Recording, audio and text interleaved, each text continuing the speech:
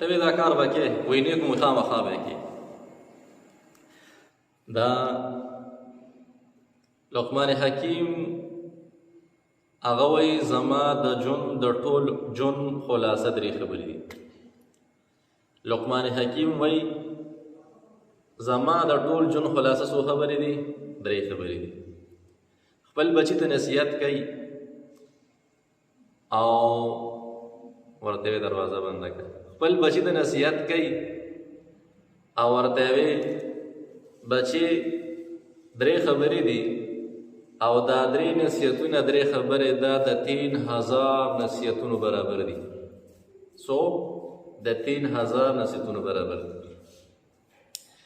هغه درې نصیحتونو درې خبرې چې هغه دا دي، یو خبره هغه کوه هغه هېروه،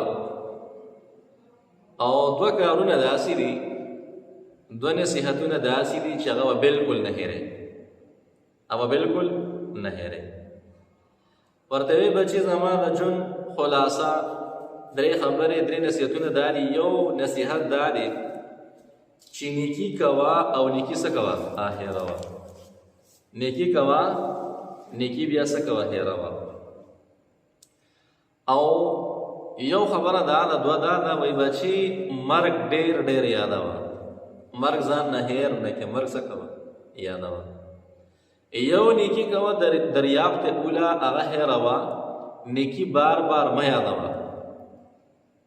یو کسو بل سره چې دی نه چېرته پروګرام ولا کړو نو چرګې پرې خوړلو، نه څه کار وشو ورته ویې څنګه چې دا کار کله شوی یا په کوم ورځ باندې چرګ نه وخوړلې په هغه ورځ مونږ کار کړو. صحیح دی. چې بیا به څه خبر راله کار مونږ کولی کړو پلان یې که مونږ په کوم ورځ چرګ نه خوړلې د هغې نه 3 ورځې مخکې مونږ کار کړو. بیا به څه خبر راله هغه پلان یې که یاره مونږ چې په کوم ورځ پروګرام کړو چرګ هم پخ کړو که نه د هغې نه تقریبا هفته مخکې مونږ کار کړو. نو داسې به نه نیکي کوه هغه هېروه. نیکي کول اسان دي، ساتل څه دي؟ ګران دي. نیکي څه کوه؟ ځان سره ساته. او دویمه خبره وایي مرګ یادوه، مرګ هېر نه کړې. چې کوم انسان ته مرګ یاد وي نه دې انسان ټول ژوند هغه چې وي هغه به څه وي؟ پردی حق به نه وي، د لور خور حق به نه وي، د ګاونډي حق به نه وي، د یار دوست حق به نه وي، حرام به نه خوري، زنا جواري غلط کار به نه کوي. ولې؟ مرګ ورته یاد دی. او درېیمه خبره وایي بچي الله یادوه. څه یادوه؟ الله. چې کوم انسان ته الله یادي دا انسان چرې ګناه نشي کولی، دی غلط کار نشي کولی.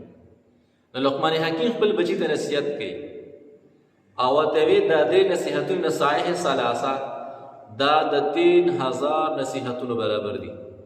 یو نیکي کوه هېروه، دویم مرګ بچی هېر نه کړي یادوه، یو هېروه او دوه د نه هېر نه شي.